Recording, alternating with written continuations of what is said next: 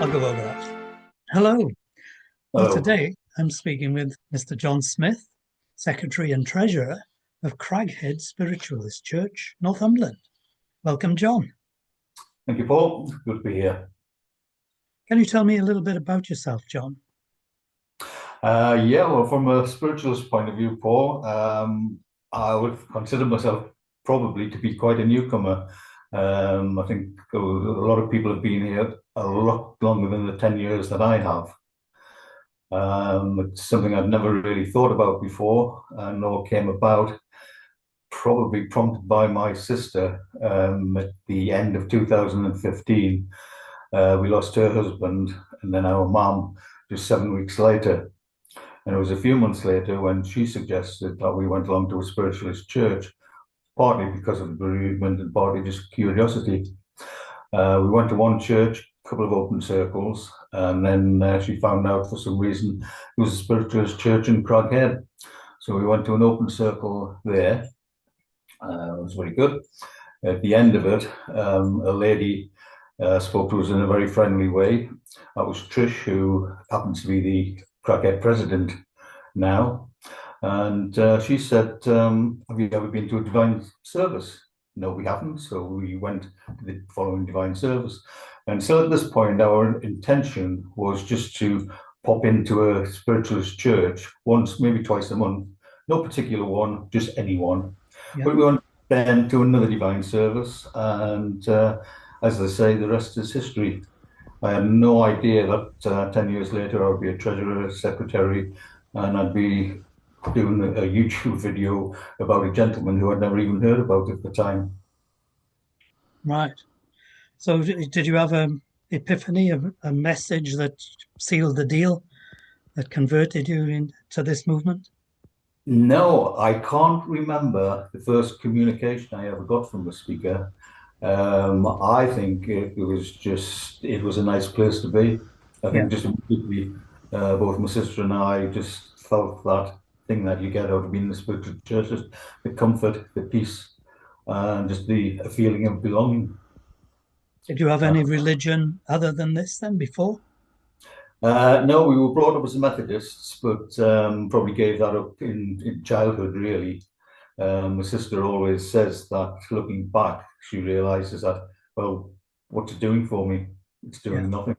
Yeah. And I think the difference, it took a very short time of going into Craghead Church to say, yeah, there's a good feeling about this. We walk out saying, we're glad we came tonight. Yeah. And It's that's, experiential, isn't it? it You is, can sit yeah, in a absolutely, quiet definitely. there in a Yeah, meditative state and feel yeah, the energy. that's And right. it was actually lucky for spiritualism or unlucky. Methodism could have been spiritualism because the Wesley brothers had exactly the same goings on, bumps in the night, as they had in Hydesville Cabin. Yeah, And they had yeah, it in the 1700s. yeah, yeah. So, spirit Mhm. of trying to get through it every which way, aren't they? They are indeed, yeah, yeah. Craghead Spiritualist Church is important in the spiritualist movement for being Hunter Selkirk's local church. That's right. And is Hunter Selkirk still important to Craghead Church? Very, very important. He's remembered with very, very much love. And keep it brief, the story is the spiritualists of Craghead would have eventually built a church or found a building. They had a building fund going. But the Hunter connection is he was a member of the movement in Craghead at the time. And one night his guides came to him in a dream and showed him a plot of land in Craghead and said, Hunter, Oh, on that plot of land, that's where you need to build a church for spiritualism. So we took this back to the committee and the members, and they agreed. And to add to the building fund, the president at the time, Mr. Bulmer, he mortgaged his own house to do the work, which was done by professional builders, but a lot of the members worked as labourers to wow. obviously keep costs down. Yeah. And so that's why the church is where it is. And that's why we just feel it's very, very precious. And we know that Hunter's if the doors are open, Hunter's there as well. Oh, He lovely. hasn't gone away anywhere. And he has one of his calling cards is a lovely thing.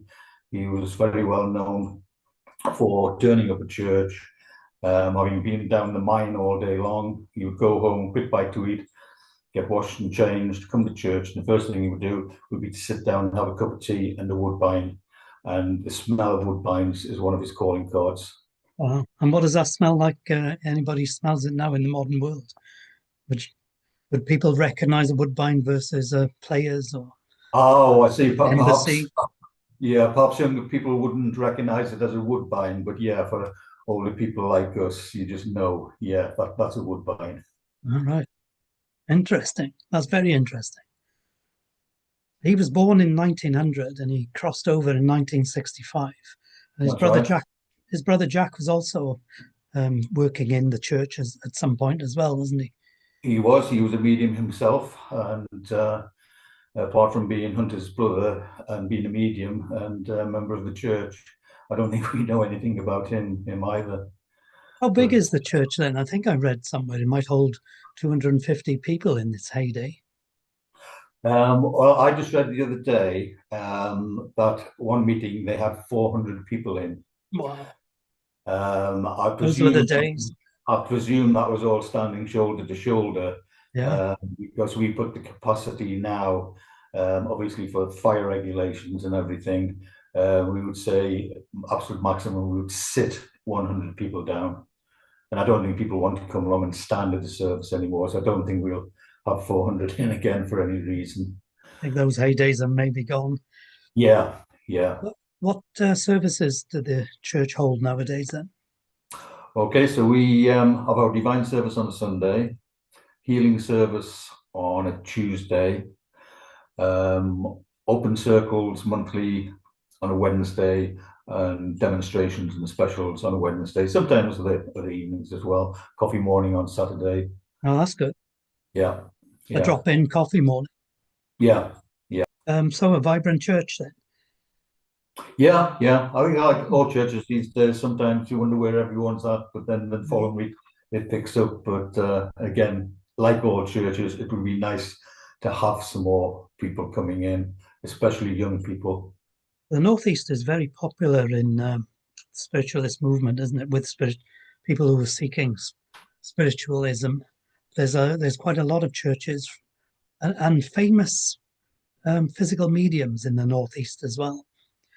Down in Middlesbrough, you had the Saturday Night Club with Minnie Harrison. Tom Harrison wrote the books about. I know Yeah, up by Billingham, there's currently, or at least there was 10 or 15 years ago, we knew of a man. I think his name was Hunter. I'm not sure. Not first name, but surname, I think. And in that area, there seems to be a magnetism for physical mediumship, even in the modern world. I think it has been. Yeah, I think there's been a great interest in physical mediumship. Which again, is part of the reason why I'm looking to try and find so much information about Hunter to bring that his life and his work back to life again Yeah. and spread it around people. There is one friend medium of mine who, whenever we're chatting, he is always saying if only the younger generation these days could see something like that, it would really hopefully pull them in. Yeah, And show that's them. that's what I'm trying to do with these videos that I make, is to record people's testimonies of seeing and feeling and hearing physical phenomena themselves, their own testimonies. But the movement knows about Hunter Selkirk primarily from the recordings, the book of Harry Emerson. And he wrote this book, didn't he? That's right. Yeah. Listen, my son. Yeah. Listen, my son. All about the mediumship of Hunter Selkirk. Is this book still in print? It is still in print, and a copy can be obtained through Craghead Spiritualist Church. Contact the church, and yeah, you can have a copy. Excellent. The price does vary with postage, doesn't it? Absolutely. This book is about 80 pages long and it's very small print. It is small print, So yeah. it takes you longer to read than you would imagine for 80 pages. It does, yeah. But I would say that if you've never read another book on spiritualism, then read this one because it's enough.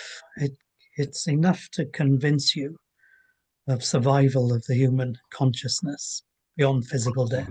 Absolutely. Some of the what you read about what was said, what was heard and experienced is convincing anyway. But what I like about it is the way that Harry Emerson has written it. The way he's written it, you can tell that he is a very honest person, and it comes across that he has got no reason whatsoever to make all this up because he wrote the book, but he didn't make a penny out of it. Yeah, All the sales money from this book, since it was first printed in 1946, have gone to help pay the church bills. So why would he do it? that's And right. He had no motive, did he, there was no motive to invent other all than to that. promote spiritualism Yeah, and to give Hunter Selkirk the plaudits that he deserves because he sounds through this book, the evidence that comes out, he sounds to be the most wonderful physical medium. And there's certainly instances in this book that I've never heard the like of. that comes across as well. Yeah, some of the instances, the Someone is My Son and some other records that we have that we'll speak of later, which definitely proves Harry will say that one of the visitors is behind him and the voice is happening here. They can see that Hunter's still in the cabinet and Hunter's guide Zuru is speaking through Hunter at the same time as this visitor is speaking. You've got two voices going together. And as At the Harry same Emerson time. says, Yeah, even the best ventriloquist in the world could never do two simultaneous voices. no. And Before we go also, on to Hunter Selkirk, then, before we talk about him, what about Harry Emerson? Because, as you say, his writing is superb, isn't it? He uses words I've hardly heard of. yeah, His yeah, English command of English is stunning, and he puts it over so eloquently, doesn't he? it is Very exactly. down to earth. Very down to earth. You've taken the word out of my mouth there, Paul. It's eloquent. I think he was. I think he was quite. He seems to be quite well educated and intelligent man. It's written so nicely, um, and yeah, just in this way that it relates to anybody reading it, just ordinary people, and that's again what comes across. Spiritualists, they didn't think of themselves as anything special, and certainly Hunter didn't. They're just No, ordinary people, and that's just the way he writes it, just as everyday events. So he didn't write it himself by any chance, Hunter. It's all Harry Emerson's work, is it? it's all Harry Emerson's work. It's Yeah. all Harry Emerson's work. Yeah. It tells Um, you a little bit about Harry in the book, doesn't it? He talks about himself early on.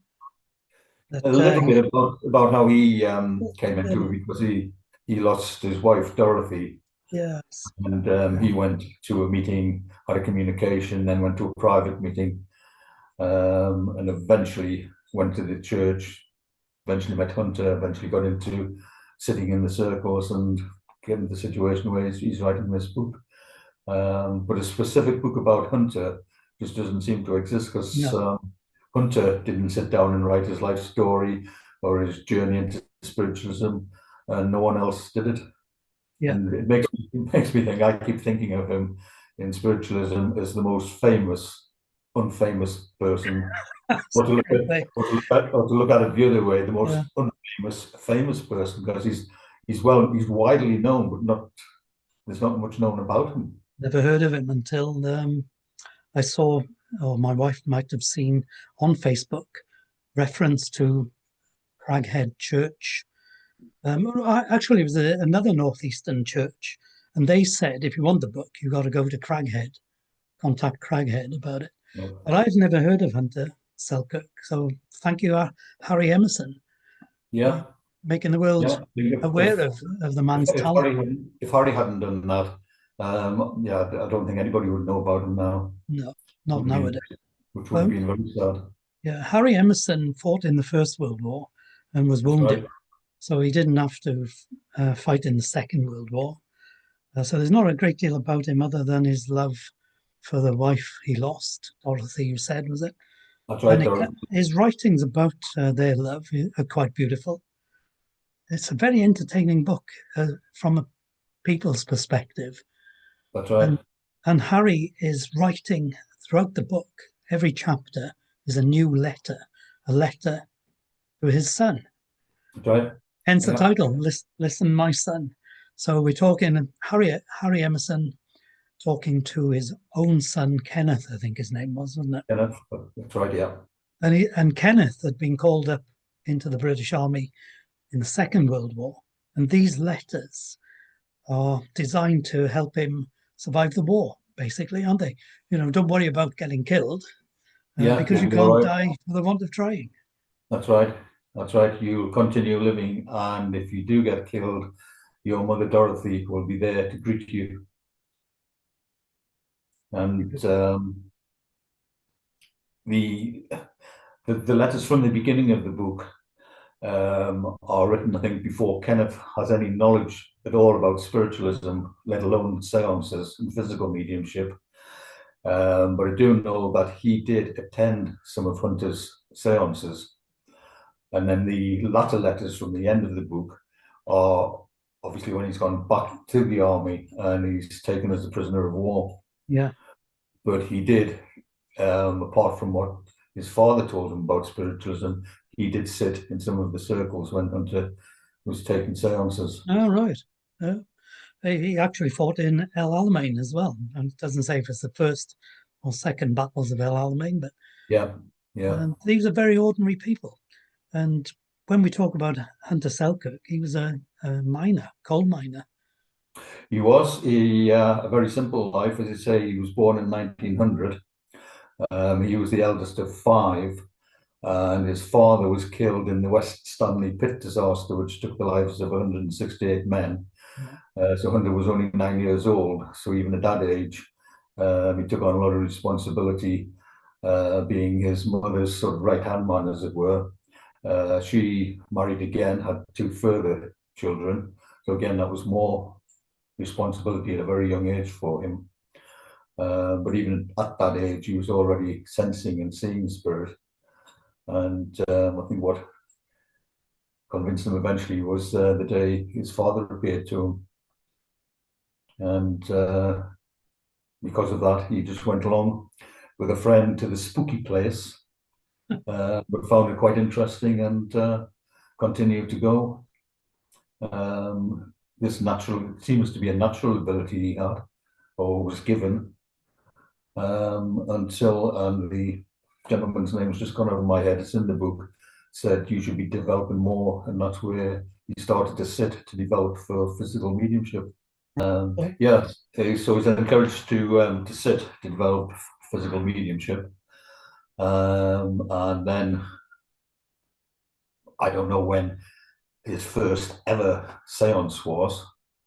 I know again in the book Harry attended his first séance in 1938. How many took place before that? I have no idea. I hope to find out one day. Yeah. But he wasn't just a physical medium, was he? He was a mental medium as well. He was a Healer. mental medium as well. He was an amazing healer also. If you read Paul Gaunt's Pioneer magazine, the Union's um, records, he delves into the records in great detail, Paul Gaunt. And the particular Pioneer issue, I'll put the link up to Hunter Selkirk. It does say from articles written in the Two Worlds magazine Right. in 1942, I think, that Hunter Selkirk undertook his first public demonstration. That wouldn't have been in physical mediumship. That would have been in mental mediumship, wouldn't it? Yeah. Yeah. You want to talk about the difference between mental and physical mediumship? I'll hand this one over to you. Probably you've got more knowledge of that than I have. I don't know about that. Well, the bottom line is, when it's mental, it happens in the medium's own mind.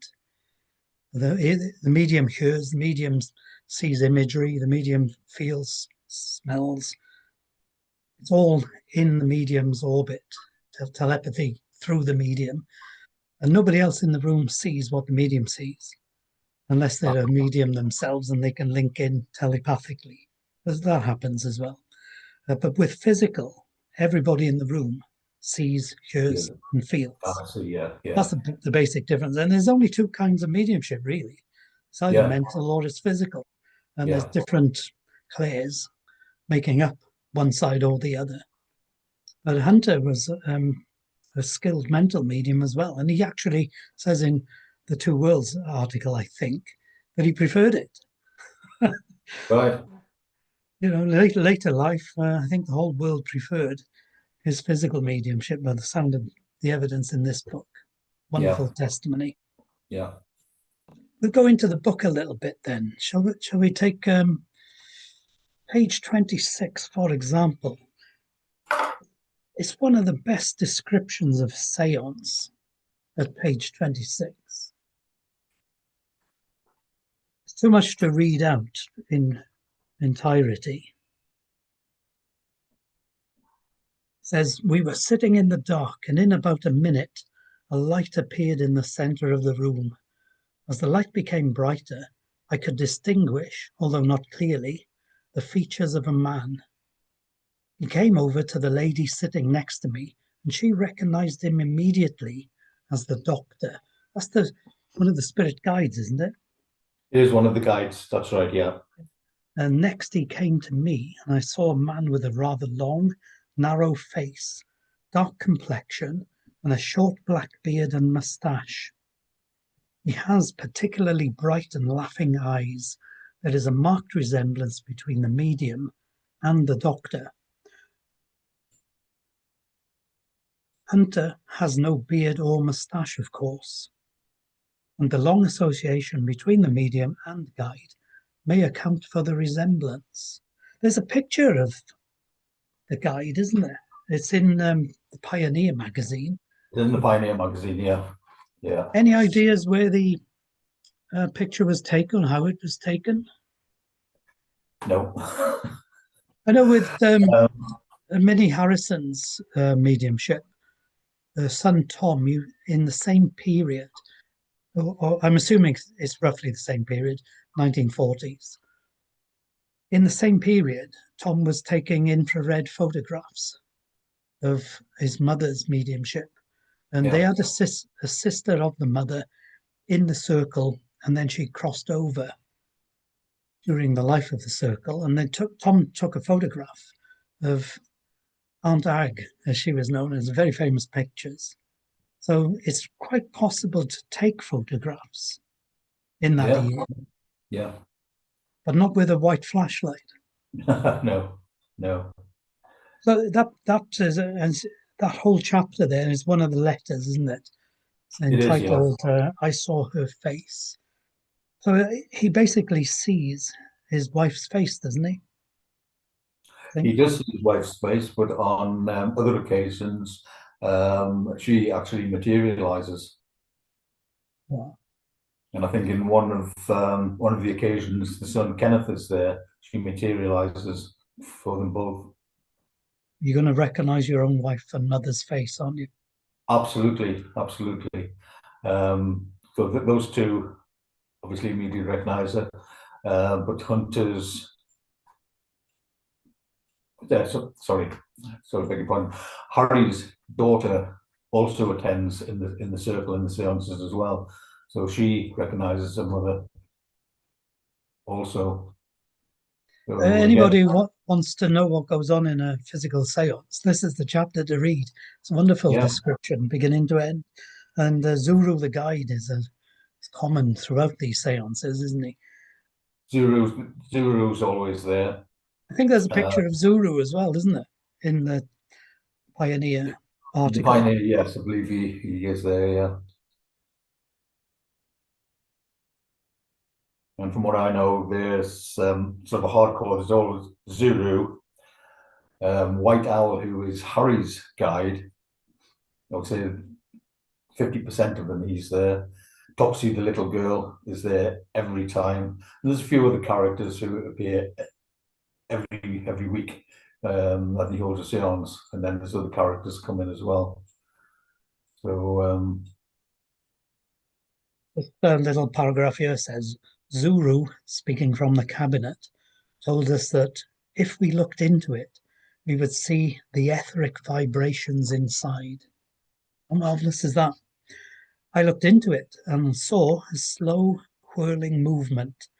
I can only describe it as a bluish light, much brighter inside than it seemed to be outside.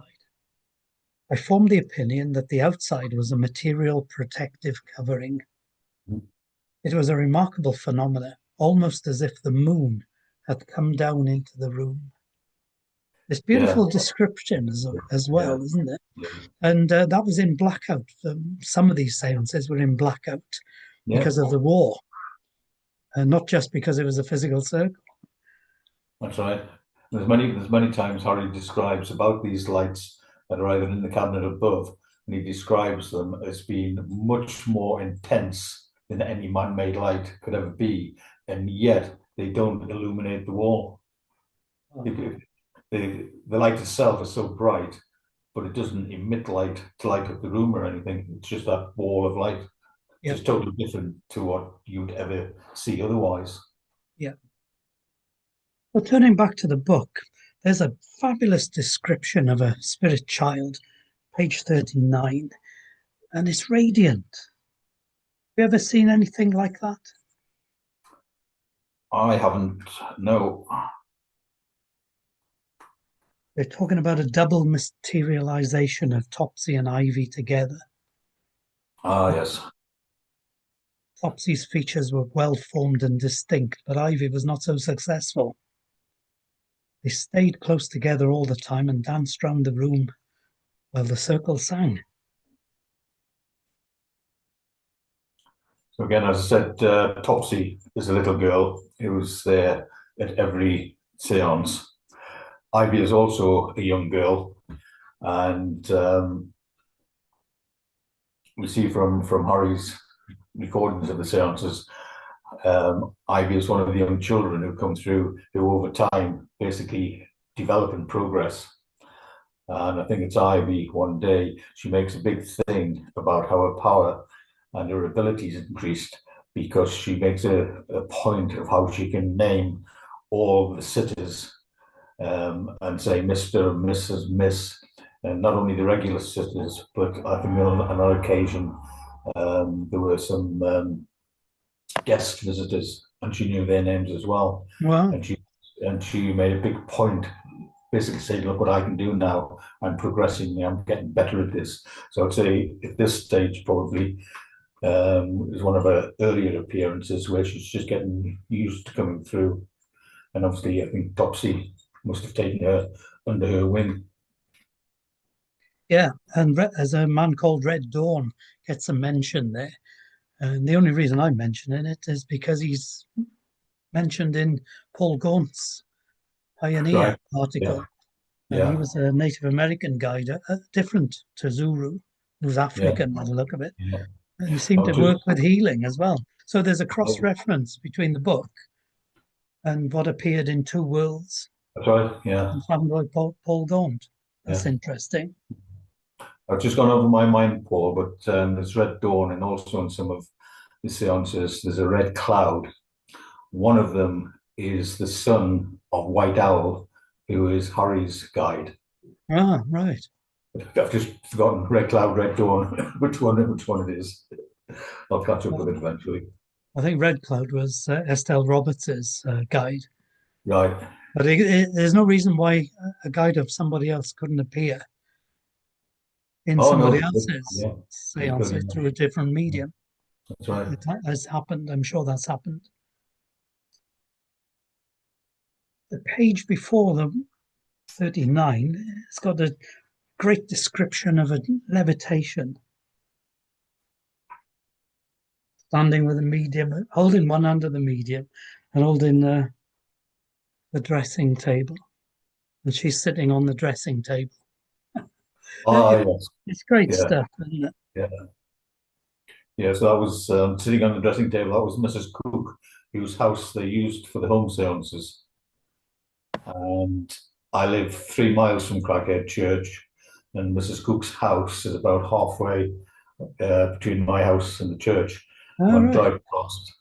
I'm probably driving past as the crow flies about 50 yards from that house. It's just a two up, two down terraced house.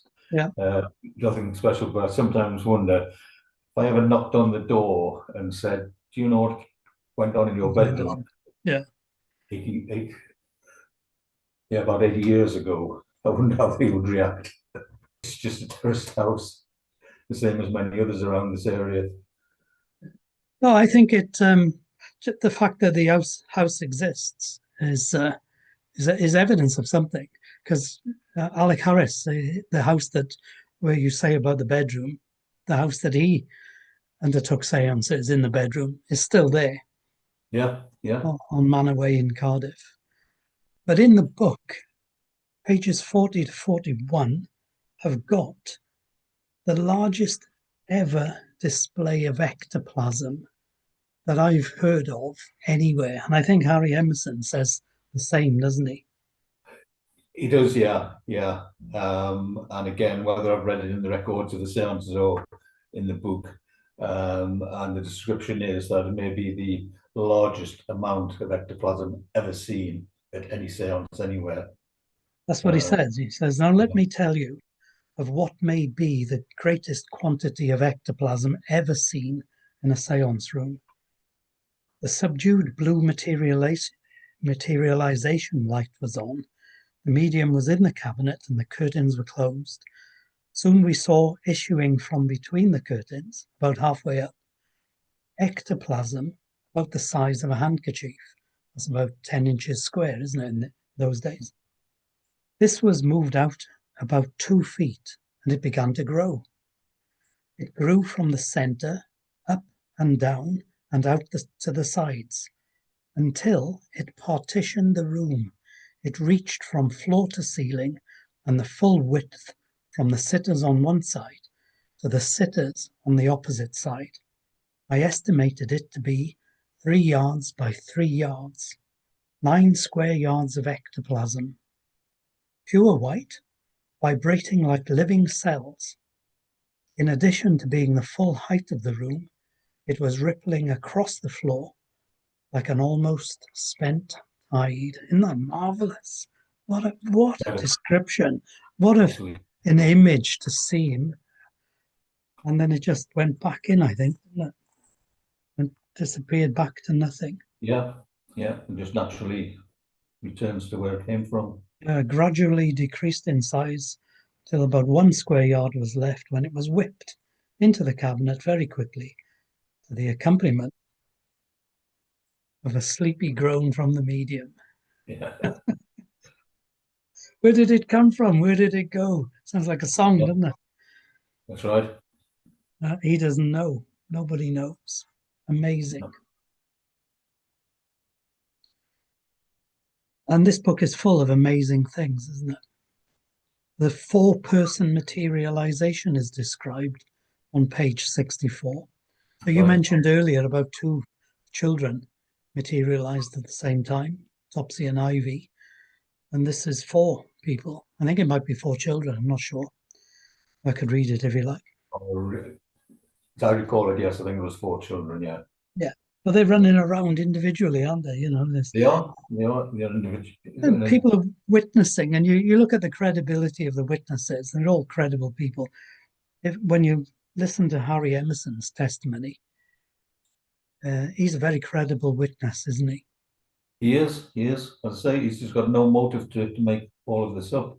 When I refer to some of his other writings later, he just realized it would be a lot of work to invent all the stories of weekly seances and all the characters, because the characters come back. And as I said, you hear about the development of little Ivy and the other children as they get better. and there's just continuing stories throughout it. And to I think you would have to have imagination greater than the script writers of EastEnders and Coronation Street. It's like a soap opera. Same people coming back, and their characters, and the fact that the relationship. You can even see. I think to be honest, years ago I would have probably thought that all spirit people were just individuals, but these visitors that come through Hunter's seances, you can tell that they've got relationships just as a group of friends on the other plane. And again, it's part of the way Harry writes it, but it seems you've got a group of earth people and a group of spirit people who say, Wednesday night, 7 o'clock, everybody around Mrs. Cook's for a get together. It's just a social. It really feels like that. And that's the way Harry brings it across, that they're just very ordinary people, Yeah. spirit people. They're not spooky, they're not supernatural, they're not ghosts. They're just human beings. They walk the earth just like we're doing now. Yeah. Would they all be full size, as in looking at the two of us? Zoom is picking up a full-sized human being, but sometimes when you look in the ectoplasm, they're almost in miniature.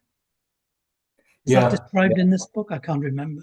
Yeah, from what I've read, I think it probably depends on the strength of the energy at any particular time. And yes, sometimes, because again, Harry will always say formed to full size, or he might say, right, I've got you. Yeah, that makes sense. Yeah. Sometimes maybe the face and the shoulders are there, but then there's not much after that. Probably depends on the energy. So yeah, sometimes miniature versions of, and sometimes as they would have been on Earth. Right, interesting. And they're always in like a cloth, like a desert apparel. Yeah, yeah. And there's a wonderful painting of by James Tissot. I don't know if you've seen it. It's called Materializations, and it's all in French, so it's got a much better title than that. Yeah. And he paints his wife, spirit form, and the guide of the medium together, and they bring in their own light. They're holding it. The Pioneer article, and in Mrs. Cook's seance, there's a man named as Bob Ellis, and Two Worlds suspected that Bob Ellis was the photographer.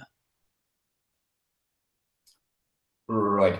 You don't know anything about that by any chance? Right.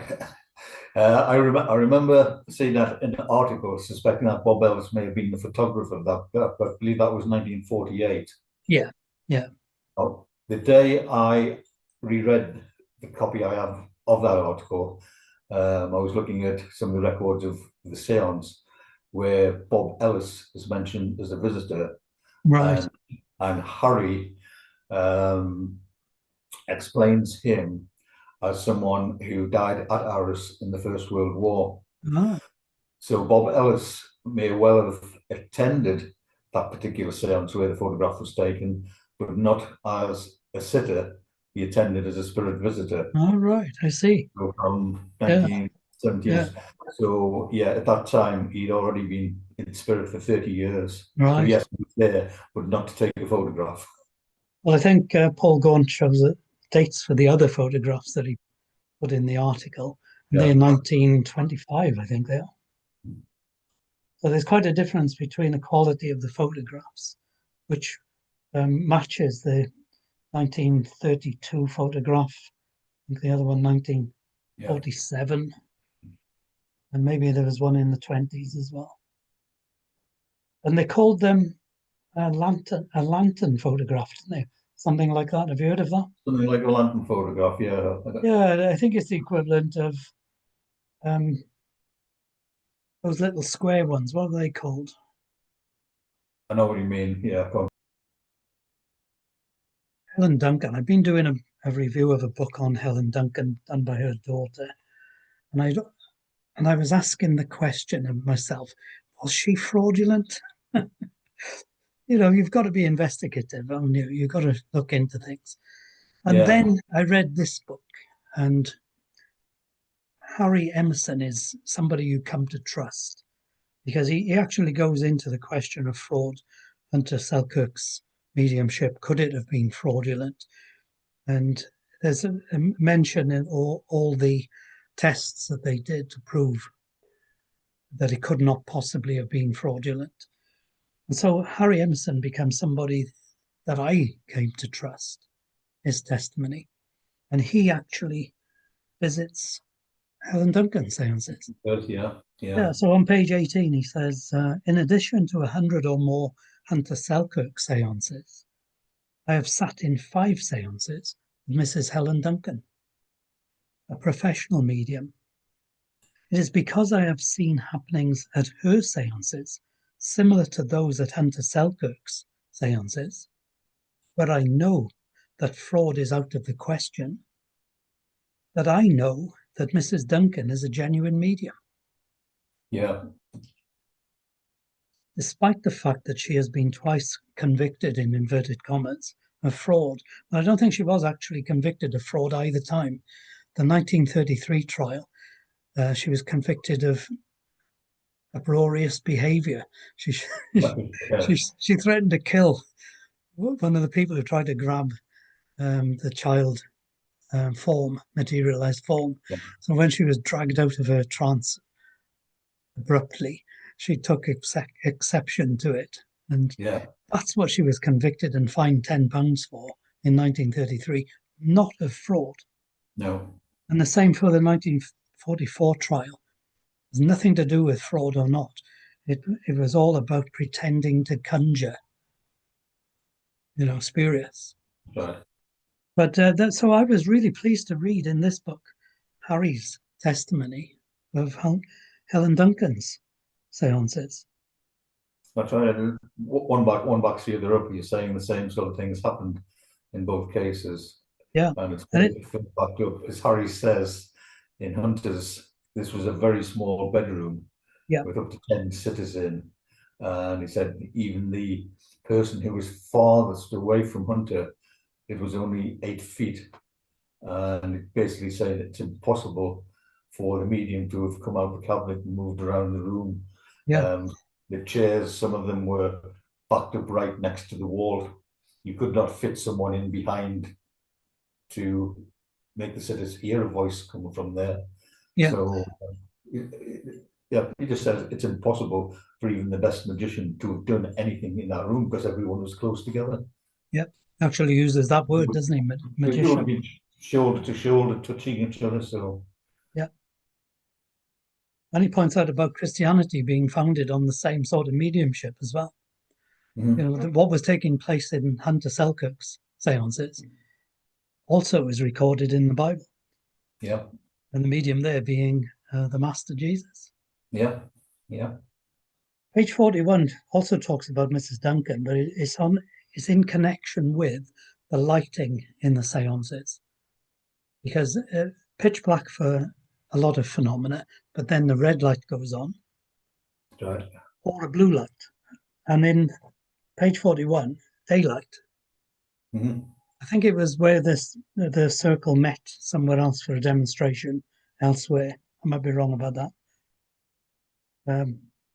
And the information about ectoplasm vibrating like living cells. If you want to know real in-depth evidence of spiritual phenomena, it's described beautifully in this book. It is, yeah. At a time when they didn't have the benefit of modern science as we have it. And it happened in daylight in a Helen Duncan seance as well. It did, yeah. I might be confusing where the seance took place. It might be Helen Duncan seance, that it was a badly blacked out room in the wartime. So I think they said it was kind of a skylight which hadn't been properly touched, right. So the sun was able to breach it. You've got it. So materializations in daylight in both Helen Duncan and Hunter Selkirk's seances. Yeah. As mentioned in the Alec Harris book as well, somebody complained to the police about a ghost walking up and down the garden. I'm not sure whose garden. Might not have been Alec Harris's, but it was in broad daylight. It was in the middle of the day. And that's what I like about a book like this one. Harry Emerson, he experiences a phenomena which he then describes. And it's a kind of phenomena like the levitation of a chair with Hunter Selkirk sitting in it. And it's repeated in a seance in another book in more modern times. And I love that. Yeah. For the levitation of the chair, for example, in one of my videos, I think it's the one with Wendy Zammit, who sits with David Thompson in his home circle. So we're not talking about the public professional seances, but in the home circle, she states that she witnessed reaching up and touching David Thompson's foot above her head. Yeah. And the bottom of the chair, which is, it's repeated in Hunter Selkirk seances as testified by Harry Emerson. And it goes on in page 74 of the book, part one of the story that we've previously discussed. The story being the rail disaster. So page 74, it's at South Pelor, I might be pronouncing that wrong, Junction, Pelor, at near Pelton, which is where Hunter Selkirk's family first lived, isn't it? When the father was alive. Yeah, that's where he was born. And it's an LNER. Is London and Northeastern Railway. London and Northeastern Railway. And Zuru says that coming events cast their shadows before. So it's a prophecy of a future event about to take place, isn't it? Which Zuru was describing as a shadow being cast. Whether this be true or not, here is an instance where we are told 12 days before it happened of a railway accident, the worst in the locality for many years. It was at our regular weekly meeting on the April the 8th, 1942, that Zuru told us, in a few days you will hear of a train wreck. I am very sorry to tell you that we cannot see any way to prevent this happening. And then they describe the newspaper account. It's all in the book. But the follow-up to the story isn't in the book. It's somewhere else, isn't it? And it's in those large volumes that you've talked about. So what exactly are those large volumes? So the volumes we have, we call them the ledger books. I say the home seances at Mrs. Cook's house. We have records of them from April 1940 through to May 1943. There are 141 of these weekly meetings. And just because we're talking about the train story, I'll just mention that Zulu predicts that 12 days later it actually happens. Harry actually worked on the railways, and he says that from his knowledge of railways, he saw the site of the accident, and he saw the report of the accident afterwards. And he writes in one of these books that if his experience and knowledge, he verifies there's no way it could ever have been prevented. Moving on a little bit, so we've gone from April, and in the August, one of the seances in August, they hear two voices, which at first they can't make out, but eventually Harry recognizes one of the voices, and it's the voice of the train driver, who was really pleased that he'd been recognized, and he says, I've also got here with me the fireman who also died. So yeah, 4 months later, they came to the seance to visit. But, that's in the ledgers, and it's not in the. I don't think it's detailed in this. No, it's not in there. That's in these ledgers. Yeah, so that's nice that you've got. You've got testimony in two places. So that's one of the actual ledgers you're holding in front of you. Yes, yeah, and there's 7 of these altogether, detailing every one of the 141 ledgers, and they're all if I can get this near the screen. I don't know Wow, how look at to that. make that out, but all beautifully written by Harry. Harry would, on most of the seances, sit in the recess of the room. If you imagine a small bedroom, the recess, which is above the staircase, with a curtain across. And the only reason he sat behind the curtain was so that he could have a small light by which to write. So he would make notes, and I think he would write these up at a later date because, as I say, they're so meticulously written. He records the date, temperature, weather, who was sitting, and everything that is said and experienced and witnessed at every single one. So, as I say, we've got each seance takes up about 4 or 5 pages. Really, 141. Could you hold it closer to the camera again? We'll have another look. I'll just hold the very first page.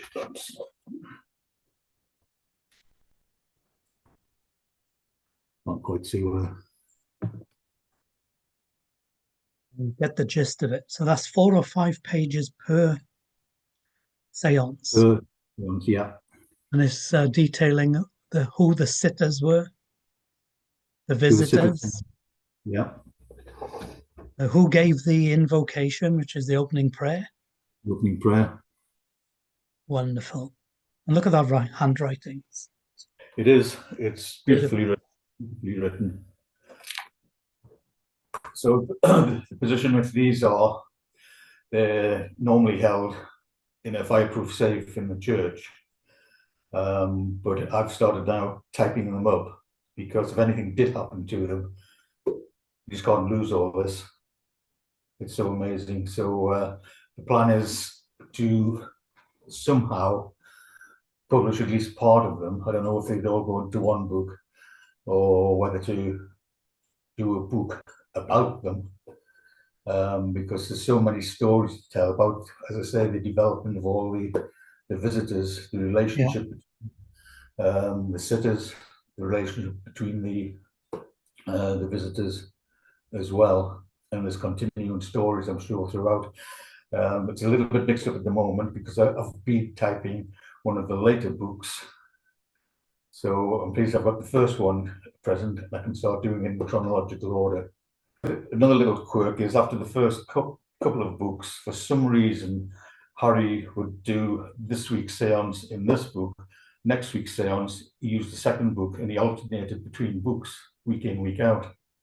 So you see one here and thinking, there's going to be something next week about this week's seance, and I want to see it, but I turn the page, but then you read 2 weeks' time. So anyway, one day I'll get them all typed up into chronological order, and then we can see how everyone develops throughout. And as I say, the plan is to somehow, whether it's in written form, whether we do audio things about it, or a website where you can say the link is if you want to read that particular seance. But somehow, the important thing is to let people see what happened, to let people see Hunter Selkirk's work. Yeah. Well, that record there is incredibly valuable, isn't it? Yeah. And interesting when you have the rail disaster prophesied, and then months later you have part 2 of the same story. That's right. Quite amazing. It is. It is.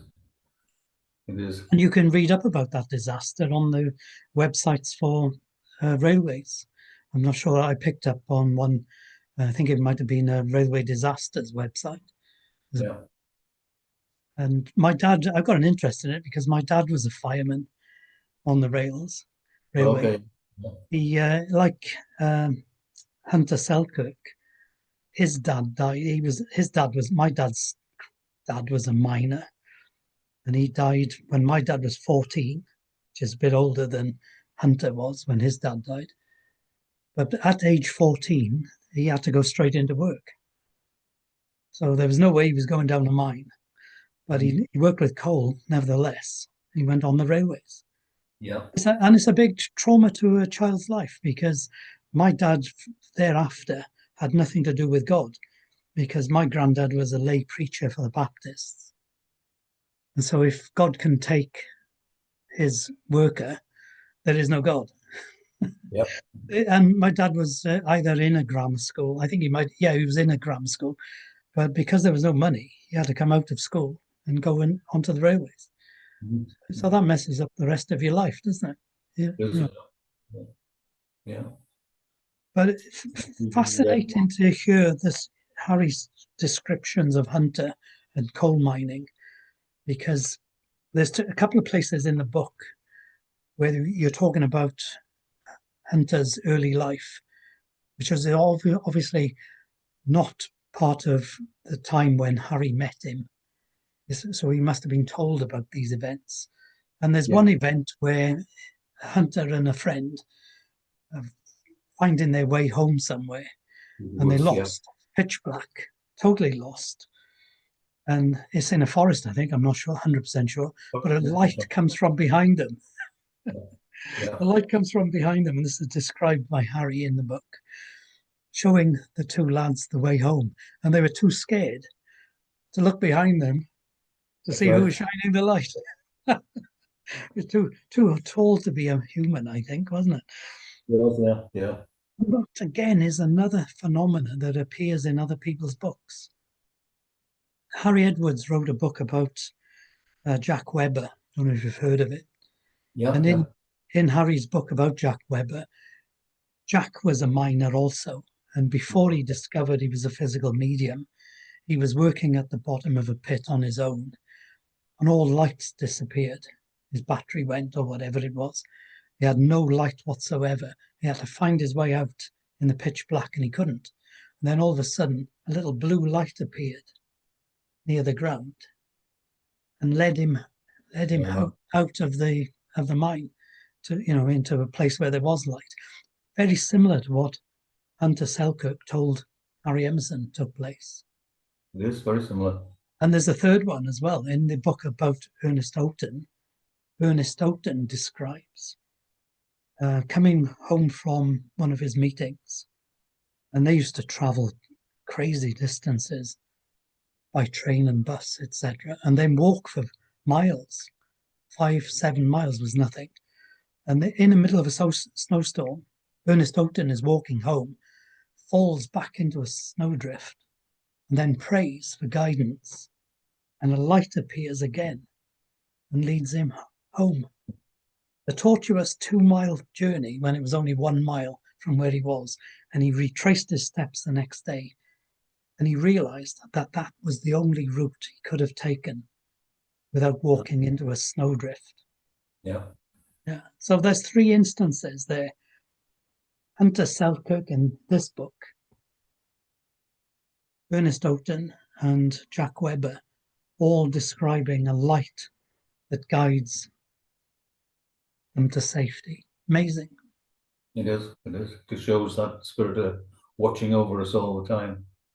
So going back to the ledgers, John, what exactly were you about to tell me how they started? Right. We were talking earlier about the integrity of Harry and of Hunter. I just wanted to read, as I say, this is the very first of the 141 recorded seances. And Harry has written at the start, I'd just like to read this out to you. It says, record of seances held at Mrs. Cook's, Edward Terrace, New Kyle. In recording these seances, we are acting under and obeying instructions given by Zuru, guide and controller of these meetings, and of our trusted friend and medium, Mr. Hunter Selkirk, whose sincerity and honesty of purpose is beyond question. I just want to read that out because it, again, reinforces that they were just genuine people who had no motive to cheat. Certainly didn't make any money from it, did they? And the only people who benefited the Craghead Spiritualist community, because all the sales for the book go to Craghead, don't they? That's right. That's right. We often talk about Hunter never took a single penny from anyone for all his efforts quite extraordinary. Yeah, that's the difference between the likes of Hunter and professional mediums like Helen Duncan. Mhm. A lot of money changed hands on the professional medium seances, as it does in the modern era, but nothing changed hands in those days. Absolutely nothing. Yeah. So, and it went on for so long as well, didn't it? It did seem to go on for so long. Let's say after the 40s, because as I said earlier, Hunter took his passing in 1965. So say from 1950 to 1965, I've got no idea what his activity was, whether everything, all the seances continued, or I'll find out somehow. Yeah, hope you do. Yeah. In the Pioneer article, it talks about Hunter being the mental medium at really large gatherings by the RAF Commander-in-Chief Hugh Dowden. Became Lord Hugh Dowden, didn't he? In Newcastle, and a great big public propagandist meeting, as they called them, in Newcastle City Hall. And Hunter was the speaker, the demonstrator, sorry. Hugh Dowden, the speaker, and Hunter, the mental medium. So, yeah, very interesting. Yeah, that was in front of, I believe, 2,000 people. Well, And again, from what I've read of that, he just stood there and gave people names and all sorts of facts, just one after the other, one after the other. And again, it's been written about him, just how natural he was. He had no training whatsoever in public speaking or anything, and he just got up onto the stage at the City Hall and just did it. yeah. It was just all so, yeah, And he something to do today. also did long trance dialogues as well, didn't he? He did, yeah, yeah.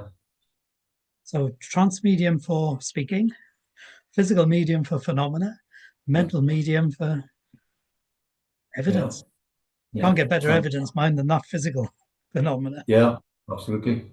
And he had his healing as well. His healing as well, yeah. So where can we get the book from? Contact Right, so Craghead, is it? yeah, the book is available from Craghead Church. And if you can pop that on the screen or the comments below with the church's email address, just drop me an email through there saying you're interested in the book, and then I'll get back to you. Obviously, take your details and arrange for the payment of the money, which is the important part. We have to. It's the Craghead Church, and we have to pay the electricity bill and the insurance man, etc. So it all goes to that. People don't realise the extent of money needed to run a building these days. Yeah. Churches are churches and the charities, but there's no sympathy from the electricity company or the gas company or anything. They want their money, so it has to be paid for. But as I say again, as the way it's been with the book, there's no profit for anyone out of it except to help keep Hunter's church going. Say that sometime in the future, when there's more to say about the ledger books, when we've got the stories in order, we could ask people to watch out for a further interview to be specifically for all the stories. Because it's just, I say, there's just so many characters and learning about. It's really got me feeling that some of these sitters that they're friends of mine. That's the way it comes across. I feel as though I know them. It brings out their personalities, and the same with the spirit people, and that they interact with each other. They're not all just individuals. I think I told you on the phone the other week where they heard Topsy and Jacko, little boy, who were having an argument, and Zuru very sternly tells them to come back in, and then shortly afterwards I hear Topsy again laughing. And Harry says it's as though she's been awarded the argument, she's won the argument. So they have their own little, in a human way, two little children having an argument and having to be told off by the man in charge. So, wonderful. Well, thank you very much, John. It's been a very interesting and stimulating discussion we've had today. thank you for the opportunity to talk about Hunter, because I could talk about him all day long, really, in a way. And I'm Fascinating medium. passionate about not letting his memory and his work be forgotten. Splendid. Well, thank you very much for your time, John. Well, thank you. Cheers.